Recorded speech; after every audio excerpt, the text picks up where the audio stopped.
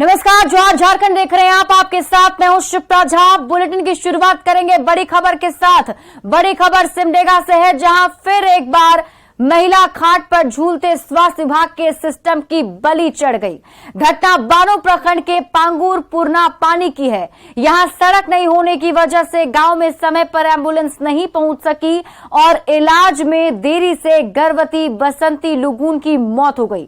बताया जा रहा है कि देर रात उसे प्रसव पीड़ा हुई, जिसके बाद सुबह 4 बजे उसने बच्ची को जन्म दिया। बच्ची को जन्म देने के बाद उसकी तबीयत बिगड़ने लगी, जिसके बाद गांव के लोगों ने उसे खाट पर लादकर पांगुर झरिया नाला पार किया और दूर खड़े एम्बुलेंस तक पहुंचाया, लेकिन तब तक काफी देर हो चुकी थी और बानो अस्पताल में पहुंचने पर डॉक्टरों ने उसे मृत घोषित कर दिया। ये तस्वीर हम आपको दिखा रहे हैं, जो तस्वीर आपके टीवी स्क्रीन पर है, जिसमें देखिए खाट पर गर्भवती महिला को ये लोग ले जाते हुए नजर आ रहे हैं। बताया जा रहा है कि गर्भवती महिला ने एक बच्ची को जन्म दिया और उसके बाद उसकी तबीयत बिगड़ने लगी, लेकिन एम्बुलेंस तक पहुंचने के लिए रास्ता नहीं था, जिस वजह से लोगों ने उस गर्भवती महिला को खाट पर लादकर एम्बुलेंस तक पहुंचाया, लेकिन जब तक अस्पताल ले जाते तब तक देर हो चुकी थी। इलाज में देरी की वजह से महिला की मौत हो गई है। ये तस्वीर आप देखिए, स्वास्थ्य विभाग की बदहाली की ये तस्वीर, जहां अभी रोड नहीं होने की वजह से लोगों को हर रोज इसी परेशानी से दो चार होना पड़ता है और एक बार फिर से गर्भवती महिला इस स्वास्थ्य विभाग की लचर व्यवस्था की भेंट चढ़ गई। और ऐसे में कई सारे सवाल हैं जो उठते हैं। न्यूज 18 भी सवाल पूछता है कि गांव तक क्यों नहीं पहुंची एम्बुलेंस। सवाल यह भी है कि सड़क नहीं बनने का जिम्मेदार कौन है और कब तक इस तरीके से खाट पर ढोए जाते रहेंगे मरीज, क्योंकि यहां पर सड़क नहीं होने की वजह से हर बार ऐसी ही तस्वीर सामने आती है। लोगों को खाट पर ही बीमार को अस्पताल तक और एम्बुलेंस तक ले जाना पड़ता है।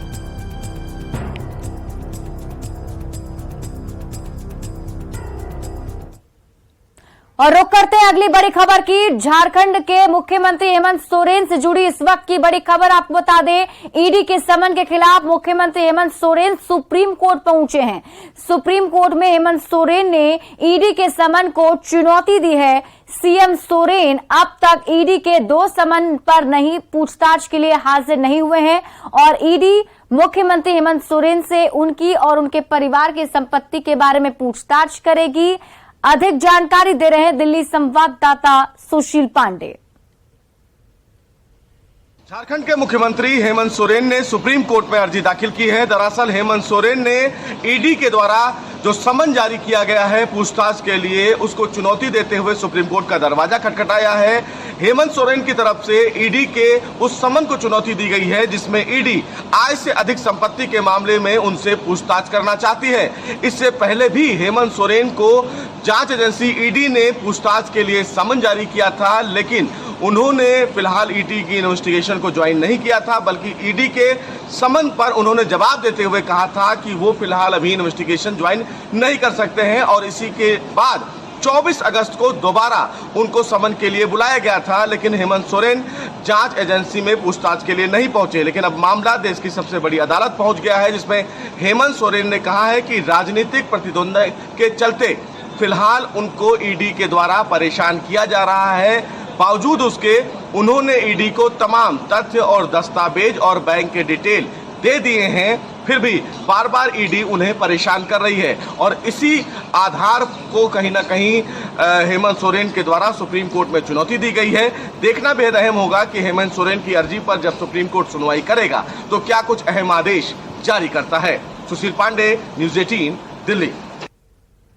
ईडी और सीएम हेमंत सोरेन के मामले में अब सबकी निगाह सुप्रीम कोर्ट पर टिकी हुई है। हेमंत सोरेन ने ईडी के समन को सुप्रीम कोर्ट में चुनौती दी है और इस चुनौती के साथ ही उन्होंने ईडी दफ्तर को एक पत्र भेजते हुए यह भी कहा कि जब तक सुप्रीम कोर्ट का कोई आदेश ना आ जाए उनके खिलाफ कोई और कदम नहीं उठाया जाए। अधिक जानकारी दे रहे हैं न्यूज 18 संवाददाता अविनाश कुमार। सीएम हेमंत सोरेन ने ईडी के समन के खिलाफ सुप्रीम कोर्ट में रीट पिटीशन फाइल की है। अब सबकी निगाहें सुप्रीम कोर्ट पर होगी, क्योंकि सुप्रीम कोर्ट इस पूरे मामले में सुनवाई करेगी। आपको बता दें कि यहाँ इस ईडी ऑफिस में 24 अगस्त को मुख्यमंत्री हेमंत सोरेन को दूसरे समन पर हाजिर होना था, लेकिन वो नहीं आए और इस दौरान वो सुप्रीम कोर्ट गए। सुप्रीम कोर्ट में जो बातें उन्होंने रखी है रिट पिटीशन के माध्यम से, उसमें ये बातें कही गई हैं कि ये मामला पूरी तरह से दुर्भावना से ग्रसित होकर है, राजनीति से प्रेरित है, और जो बातें ईडी के द्वारा कही जा रही है जिसको लेकर समझाया गया है उसके तमाम दस्तावेज वो पहले ही दे चुके हैं ईडी ऑफिस में। आपको याद होगा कि उससे पहले ईडी ऑफिस में उनसे पूछताछ हुई थी, बावजूद इसके उन्हें दोबारा समन जारी किया गया, और जो समन जारी किया गया है उसमें अब ये कहा जा रहा है कि जब मुख्यमंत्री हेमंत सोरेन सुप्रीम कोर्ट पहुंचे हैं और उन्होंने इसकी जानकारी भी ईडी ऑफिस को दे दी है अपने मैसेंजर के माध्यम से, उसमें ये कहा है कि जब तक सुप्रीम कोर्ट में पूरा मामला चल रहा है, जब तक कोई आदेश नहीं आ जाता है, तब तक किसी तरह की कोई और कार्रवाई उन पर नहीं की जाए, किसी तरह की पूछताछ के लिए उन्हें नहीं बुलाया जाए। तो ये देखना होगा कि इस रीट पिटीशन पर सुप्रीम कोर्ट के द्वारा क्या कुछ फैसला लिया जाता है, और जब तक कोई फैसला नहीं आ जाता है तब तक राजनीतिक रूप से इसकी चर्चा होती रहेगी कि आगे क्या होगा। ईडी के अधिकारी क्या फिर तीसरा कोई समन भेज सकते हैं, अगर भेजेंगे तो उसमें कितना समय का फासला होगा। ये सारी चीज़ें जब तक सुप्रीम कोर्ट की तरफ से कोई फैसला नहीं आ जाता है तब तक राजनीतिक गलियारे में इसकी चर्चा होती रहेगी। न्यूज़ 18 के लिए अविनाश कुमार, रांची। वहीं मुख्यमंत्री हेमंत सोरेन के ईडी दफ्तर नहीं जाने पर बीजेपी ने कड़ी प्रतिक्रिया दी है। बीजेपी नेता बाबूलाल मरांडी और सीपी सिंह ने कहा है कि अगर मुख्यमंत्री हेमंत सोरेन सही हैं तो ईडी के सवालों से क्यों भाग रहे हैं। अगर उन्होंने कोई गड़बड़ नहीं किया हो तब तो आप कहेंगे कि भाई बीजेपी प्रायोजित है। गड़बड़ तो लोगों ने किया है। जब आपको नोटिस देते हैं तो आप चले जाइए, शामिल हो जाइए, सारी कुछ आप बता दीजिए क्या है और क्या नहीं है। और मैं तो कहता हूँ लोगों से कि भाई हेमंत सोरेन जी को याद करा देते हैं। जब शिबू सोरेन जी पहली दफा तिहाड़ जेल गए थे, उस समय कोई बीजेपी की सरकार नहीं थी, सरकार से बीजेपी कोसों दूर। अगर गड़बड़ करेंगे तो सरकार जिस किसी की भी रहेगी, जवाब तो देना ही पड़ेगा, जाना ही पड़ेगा। लेकिन इस तरह की चीजें जो हो रही है, हो सकता है कि कानूनी सलाह इन्हें मिला हो कि नहीं जाएगा तो क्या करेगा। अब कानूनी सलाह के आधार पर यदि वो नहीं गए हैं तो मेरी नजर में ये गलत है। और ईडी की छापेमारी पर बड़ी खबर, आपको बता दें शराब कारोबार में ईडी की जांच समाप्त हो चुकी है। छापेमारी में 1,14,00,000 के जेवर जब्त किए गए हैं। शेल कंपनियों में निवेश के भी सबूत मिले हैं। बताया जा रहा है कि कोलकाता की शेल कंपनी में निवेश के सबूत ईडी को मिले हैं। ईडी ने शराब कारोबारी को समन जारी किया है। योगेंद्र तिवारी को 26 अगस्त को ईडी ने बुलाया है, जिसमें पूछताछ की जाएगी। शराब घोटाला में जामताड़ा के मेहजाम में कारोबारी योगेंद्र तिवारी के आवास पर चली ईडी की छापेमारी खत्म हो गई है। करीब 34 घंटे तक जांच एजेंसी ने सघन छापेमारी की और इस दौरान योगेंद्र तिवारी के ऑफिस के साथ ही होटल और आसपास की भी 6 सदस्यीय टीम ने पड़ताल की। सूत्रों से मिली जानकारी के मुताबिक जांच में ईडी को कोई अहम दस्तावेज हाथ लगे हैं, जिसके बाद योगेंद्र तिवारी और उनके भाई अमरेंद्र तिवारी को 26 अगस्त को रांची ईडी ऑफिस बुलाया गया है। वहीं छापेमारी के बाद योगेंद्र तिवारी ने दावा किया है कि उनका सारा कारोबार वैध है और वे ईडी के सामने पेश भी होंगे। अधिक जानकारी दे रहे हैं जामताड़ा संवाददाता सुमन भट्टाचार्य। शराब घोटाला मामले में झारखंड के सबसे बड़े शराब कारोबारी योगेंद्र तिवारी के जामताड़ा के मिहिजाम स्थित आवास सहित उनके कार्यालय एवं होटल पर चली ईडी की रेड करीब 34 घंटे बाद समाप्त हो चुकी है।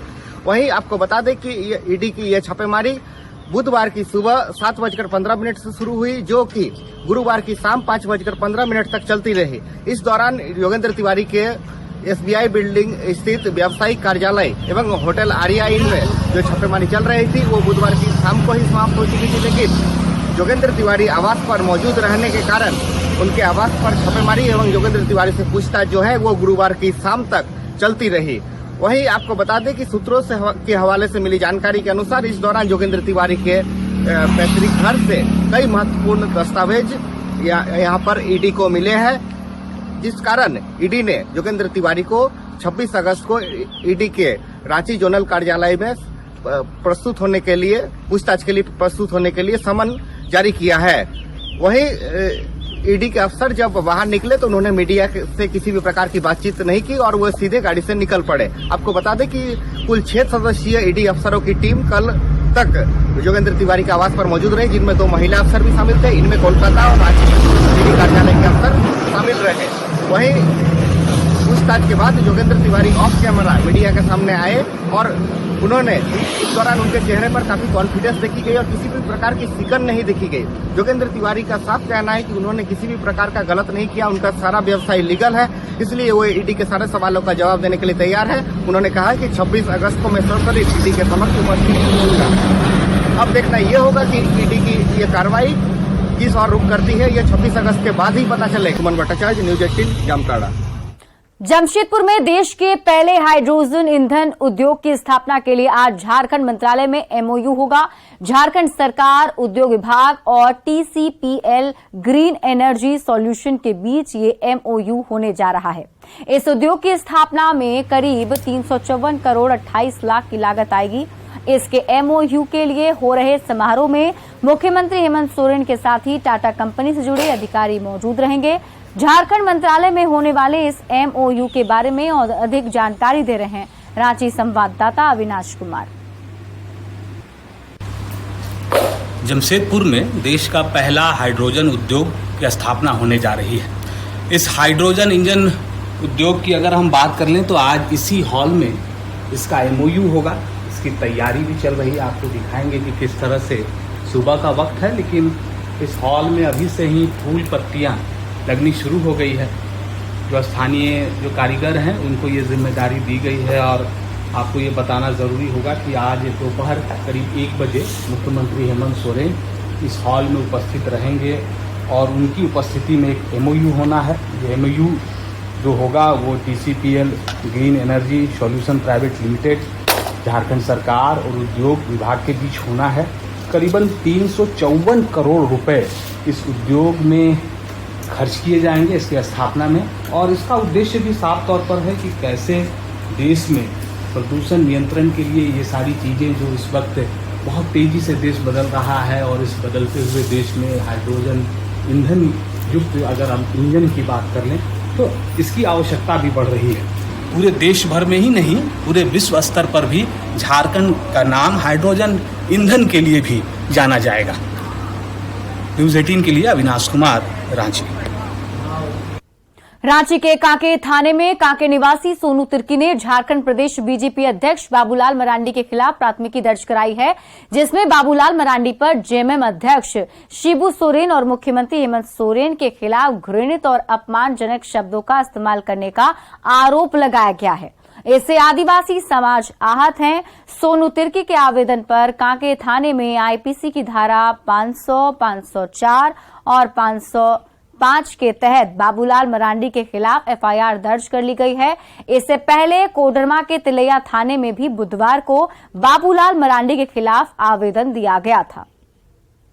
मरांडी जी ने सोशल मीडिया पर अपना पोस्ट किया है जिसको उन्होंने हमारे राज्य के मुख्यमंत्री हेमंत सोरेन जी के बारे में कहा है कि वो पैदाइशी लुटेरे हैं और पैदाइशी गड़बड़ हैं कि इस पर कड़ी से कड़ी कार्रवाई, चाहे कोई भी व्यक्ति हो, उसे ये अधिकार किसने दे दिया कि किसी के खिलाफ में, किसी के परिवार के खिलाफ में इस तरह का अभद्र टिप्पणी करे। इसलिए हम लोग चाहते हैं पुलिस प्रशासन में जो एफआईआर दर्ज किया गया है कांके थाने में, और मैं समझता हूँ कि झारखंड के 24 जिलों में इस तरह के एफआईआर दर्ज किए गए हैं।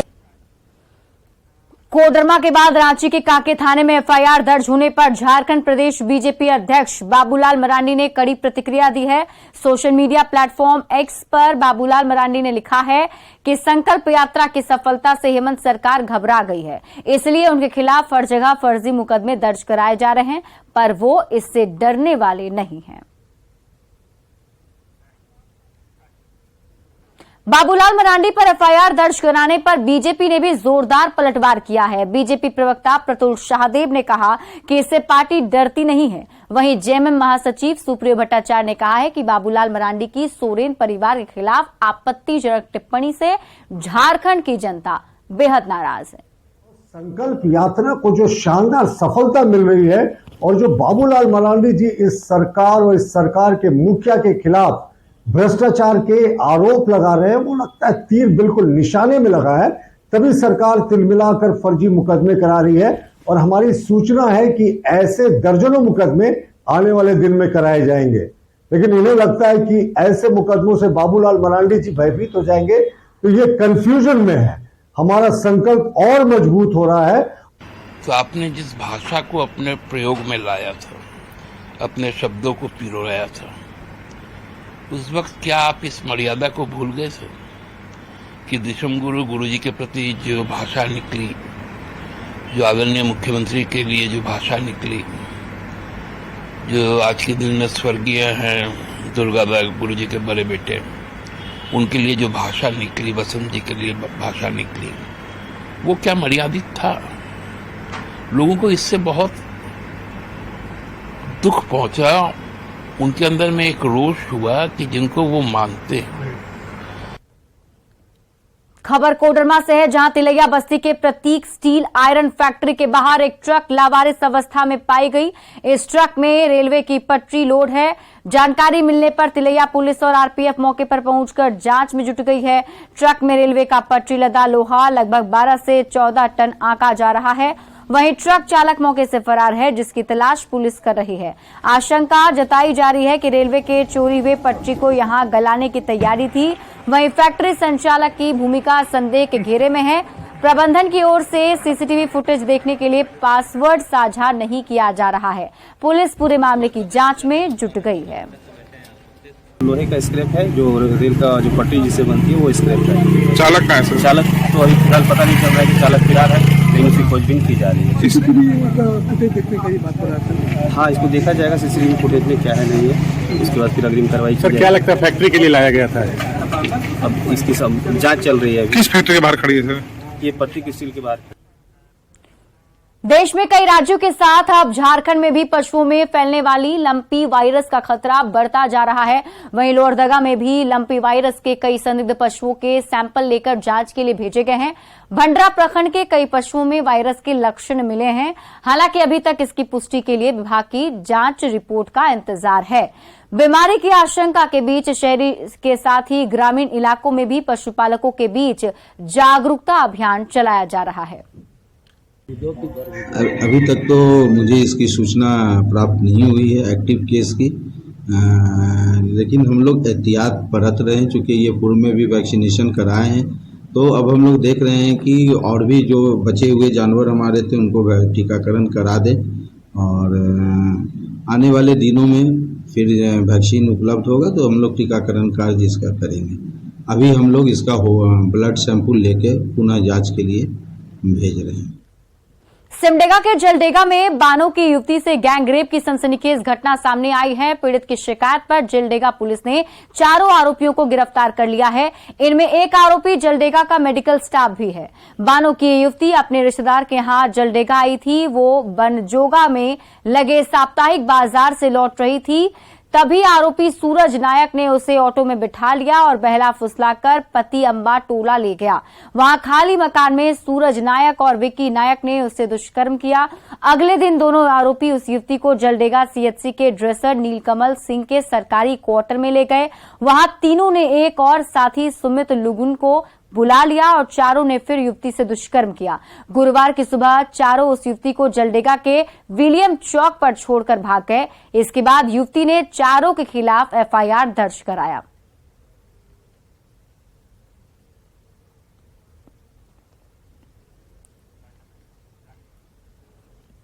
और फिलहाल इस बुलेटिन में अभी के लिए बस इतना ही। आगे देख लेते हैं हेडलाइंस।